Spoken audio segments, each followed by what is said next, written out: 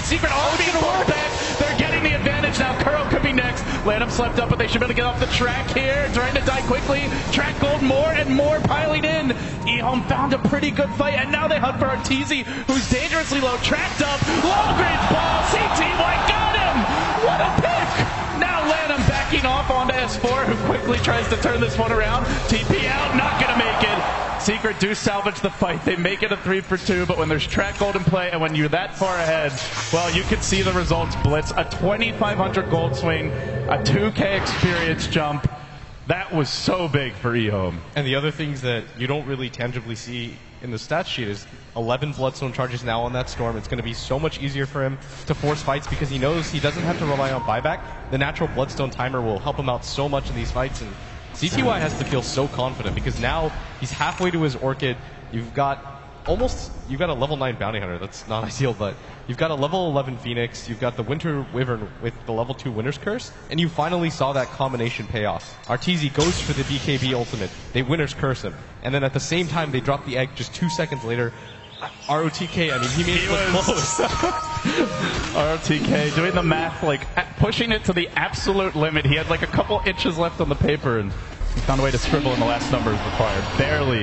Barely getting that off, but we do see the potential of the draft. Not just the Winter's Curse into the egg, but the zoning potential of a gyrocopter as well. Discouraging Secret from going in, forcing out the early BKBs, and if they ever have to run, that's where the egg just ruins you as a lineup. And, if eHome can do that from behind, imagine how scary they'll be if they manage to catch up. So Secret slowing down again, going back to the farm game. The other consequence of that fight was they did manage to keep these wards up. Secret have not been dewarding. They've still got the hill ward we saw earlier, one also placed near the bottom rune.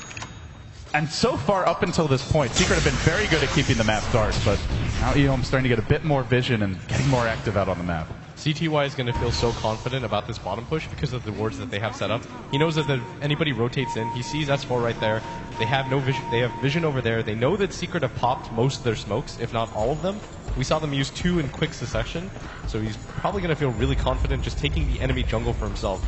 This is one of my favorite places to see. You know that Secret want to get aggressive in 5-man. Just farm their own jungle because they'll all be grouped up in yours. So this is how CTY is going to get ahead. And I mean, it's just a better playstyle right now, and eventually he will get ahead.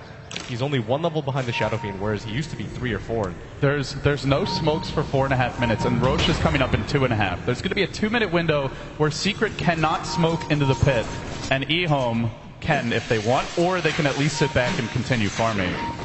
But Secret at a pretty big strategic disadvantage for movements around the map.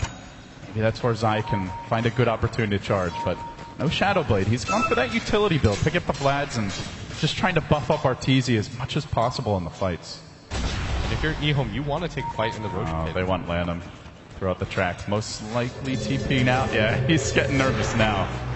And, well, they did get dewarded again, it looks like. They do have the gem now on Puppy. That's going to make things trickier as the game moves along. The one downside for eHome's lineup is they don't have a medallion, they don't have natural damage dealers, so doing Roshan themselves isn't really a possibility. It's not like they can 5-man smoke in there and do it really quickly. It would take a good 30-40 seconds for them to even get it to killing distance, but Secret, I mean, they don't have that issue. They've got a Viper that can naturally take it, you've got a medallion on Puppy, and you've got a Shadow Fiend who has that presence of the Dark Lord, so it's a lot easier for them to do it. At the same time, I don't think eHome want to give it up for free. Like, that's their bread and butter, being able to fight in those tight and close spaces. It's so good for Phoenix as well. There's so many good places to put the egg where they're very likely, the Supernova, where they won't have vision. But CTY just continues to farm out his own jungle now because he realizes that Secret have actually all rotated down there. And the downside is that Secret have to just bunch up together right now to protect each other. His score may only be 4-3, but they found Lanham. You have to pay for it eventually. The life of a bounty hunter. It's like, hi guys, mercy please. No mercy. You do have to take those risks. Get the wards out and also just be off the map so Secret play a little safe. But CTY, you pointed out he was dying a bit too much, trying too hard to fight. It's now been like 15 minutes maybe, or at least 10 to 12, where he simply has not died, and he's still 4K behind Arteezy, but it feels like one good team fight with a couple track kills, and that's more or less gone. ZYF similarly, keeping his own farm up. Secret just not pushing the tempo as much as it felt like they wanted to. They took the Aegis, they got the Boots of Travel. These felt like items ideally designed just to shove all the lanes out and then go for at least pressure on the tier 2 Arax. But now the jump on mid onto RTZ. He's got the BKB. He will pop the Requiem now, and they're forced to turn tail and run. RTK may pay for this with his life, but the call down zones him, slows him down, and backs him off. Puppey there to ensure RTZ doesn't fall. And they do have the tier 1, so actually killing him tough, but forcing out a BKB charge still pretty nice here for eHome. It's down to 8 seconds. That's only the second BKB usage of the game. Yeah, and this is, we've been talking about eHome a lot, but I think Secret are playing this about as well as they can. They're keeping the lanes pushed in. They're picking off heroes that are showing themselves. They're not allowing Lanam to just get map control presence. They've dewarded him like, I don't know, 8 times this game.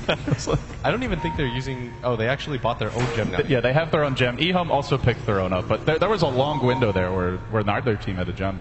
Yeah, they were just playing the guessing game, and they were doing a good job about it, but I mean, Secret are just playing patient, especially after that fight in the jungle. Secret realized they are vulnerable. Like, their lineup isn't unkillable by any stretch. Just walking in. Oh, they have the medallion now on PDC. They have the medallion, and they may just know that Secret don't have smokes based on how many they used earlier in the game, but this ward spots them. Uh-oh. Well, does it matter? Does Secret actually get here in time? They're starting to bring S4, and they have vision on him, so they know that the rotation's coming. Wildkin Tornado looking to be the MVP. Used to be a big thing in these fights. S4 will be scouted by it, and so Secret really beginning to group up. The BKB of Arteezy is ready. Roche gets pretty dangerously low here, not dead quite yet, and now the jump forward from CTY into Puppey almost instantly bursts him down, but he does get half slept up by Kuro. Saved for now, mechs up, stays alive, the charge forward, there's the curse, isolating S4 and bringing him down through BKB. Arteezy with his own BKB, but not doing that much damage during this time. Will they be able to hang on and turn this fight? There's no egg mono once again.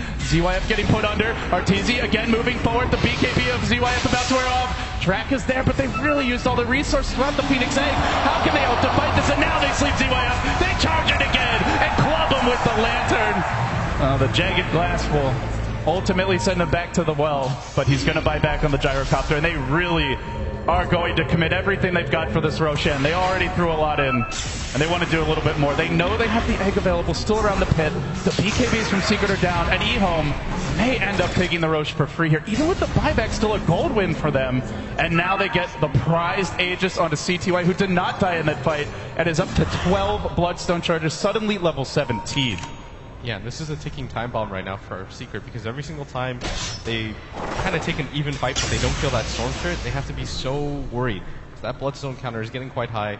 He's got 1200 gold on top of that, and Lanam is finally getting near that level 2 track, but in Secret, the main problem there, I think, was that they showed themselves on the map. They knew that Kuro was pretty far away using this ward. They actually mass pinged him. They're like, go on S4 right now. We don't have to do the Roshan. Just take the 4v5 fight. Then we'll do the Roche. We have the dire side advantage, and this is the real strength of being on the dire side and doing Roshan. You can buy back and get there incredibly fast. I think the only person on Team Secret with Boots of Travel is Arteezy, and even then, you've only got that tier 2 bottom to GP2. You're not going to be there in time to contest it. And we also saw the power of not having smokes as well as the track. They had a track on S4 off the bat, so they knew he was coming in. And they also, it seemed like, just knew that Secret wouldn't be able to smoke into the pit at all, so maybe they could have gotten a better jump, but wasn't really the case. And that was a fight without a Phoenix ultimate. No Supernova there. Could have been very scary for Secret if he had mana. And it's getting to the point where RTK he's really crippled in this regard. But onto the middle lane, there's the jump on Puppey. The silence is there for the Arcane defensive sleep. Kuro was looking for it, but he couldn't quite get it off. Now they want to take this fight. Bait out the egg off the bat, but the Wizard's curse prevents them from killing it. And now Secret gets the back. The egg's gonna go off. They're blasting him with the Phoenix Ray and forcing S4 off of the fight. Arteezy has Requiem mana though. BKB is starting to wear off. Can they turn this one around? He gets the first kill on RTK. He looks for more, but he's too low. That shot right into him. Kept under, stays alive. DDC with the big bailout. And eHome hunting Secret down. They've almost got S4 as well. He's gonna die again. The lone survivor, Arteezy Shadow Feeds. The combo just so strong for eHome. I just want to point out that shuriken toss from Lanam. He throws it at one target, 4 others are tracked up, it bounces around, finally snipes Bane at the end of it, and what a dominant fight for eHome. They don't even lose the Aegis there. He actually did more damage than anyone except for his own gyrocopter. That's with a full duration Phoenix Egg going off, a storm in the fight. Oh, jeez. He played that so well, and CTY all the way up to 13 Bloodstone charges. They're even going to take that tier 2 tower. Even though it's denied, it's just the momentum shift. You can feel that eHome they know they're ahead now in this game. Even if everything doesn't reflect it, they know the momentum is in their favor. They've got the late game items. Eventually, Arteezy's going to have to replace that mech. You've got a BKB that's only 6 seconds now, and you don't really have the best way to deal with the winner's curse. And now they're looking for the insurance policy as well, stacking up the Ancients. It's still relatively early here, 33 minutes in. We've only gotten into the mid-game at this point. ZYF has completed his MKB. This is despite the buyback around the Roche pit. He still managed to cobble that together. CTY also getting close to his next big item, up to nearly 2K gold. And well, you just look at the way these teams came into this tournament. With eHome, a team that had to make it through the qualifier, they ultimately took down CDEC rather convincingly. Jump right now. Gigantic leap forward, looking for the solo pick on Zai mid lane. I don't think he gets this one, though. In fact, he slept. He could be gripped here and turned against. He has the Aegis, though. Do you want to commit that much just on an Aegis? Secret say no, we don't. But yeah, Blitz, you come back to the way these teams got here, and eHome, it looked like they might even go into the lower bracket going into the last day, but they got the wins they needed, and here they are, coming back versus Secret on the main stage in Key Arena. Still an even game in terms of gold and experience, but even, as you've been saying, feels good for eHome. Yeah, 2,500 is the mark that they're behind right now, but again, you want to be in this type of situation where the mech doesn't really add too much to Secret's lineup anymore, and the supports that they have are not nearly as effective as the ones that eHome has. And you can see the farm starting to kick in on these supports. You look at DDC, who's now, in terms of net worth, topping the support farm chart and starting to close in on Zai's offlane Spirit Breaker. He's got a Glimmer Cape, a Solar Crest. This Storm, this Gyrocopter are going to get so much harder to kill, and we saw last fight, as always, the power of a Winter Wyvern to just cold embrace a teammate in the fight. They couldn't scratch him. But Arteezy, he's still got a monster amount of farm right now. We shouldn't discount that, even though he Home of the Dominator. This is going to be a 6-slot SF if this game goes on 10-15 minutes.